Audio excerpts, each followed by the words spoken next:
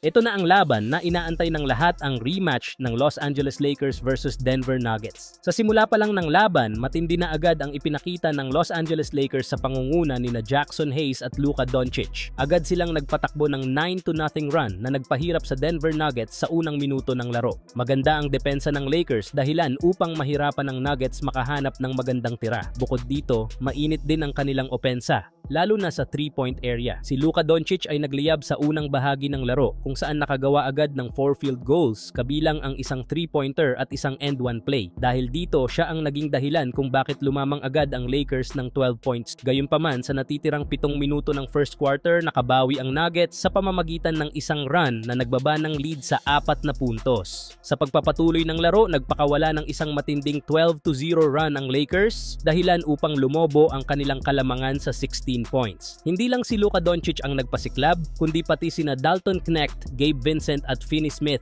na pumukol ng magagandang 3-pointers. Umabot ng 20 points si Doncic bago pa man matapos ang first quarter. Dahil dito natapos ang unang quarter na may 17-point lead ang Lakers. Sa pagsisimula ng second quarter, hindi nagpaawat ang Lakers at agad silang nagkaroon ng quick 7-0 run mula sa isang matinding dunk ni Jared Vanderbilt, isang 3-pointer mula kay Knecht at isang layup ni Austin Reeves.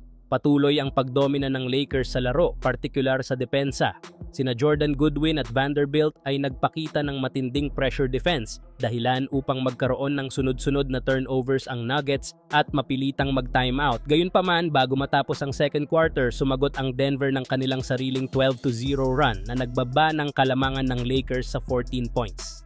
Sa ikatlong quarter, patuloy ang pagdodomina ng Los Angeles Lakers laban sa Denver Nuggets. Hindi mapigilan ng Nuggets ang opensa ng Lakers, lalo na sina Luka Doncic at Austin Reeves na tila walang kapaguran sa pag-atake. Galit na si Coach Michael Malone dahil hindi mahanapan ng sagot ang depensa ng Denver sa umaapoy na opensa ng Lakers. Sa kabila ng pagsubok ng Nuggets na mabawasan ang kalamangan, si Austin Reeves ang naging bayani sa isang crucial stretch ng third quarter. Pinasabog niya ang court sa pamamagitan ng isang long 3-pointer, sinundan ng pull-up jumper mula sa mid-range, at pagkatapos ay isang mabilis na fast break play kung saan ibinigay niya ang bola kay Dorian Finney-Smith para sa isang easy layup. Sa 4-minute mark, lumobo pa ang lamang ng Lakers sa score na 94-74. Hindi doon natapos ang pag-atake ng Lakers dahil sa huling bahagi ng third quarter, lalo pa nilang pinalawak ang kalamangan. Sa pagtatapos ng quarter, hawak na nila ang commanding lead na 105-77 na nagbigay ng matinding pressure sa Denver Nuggets.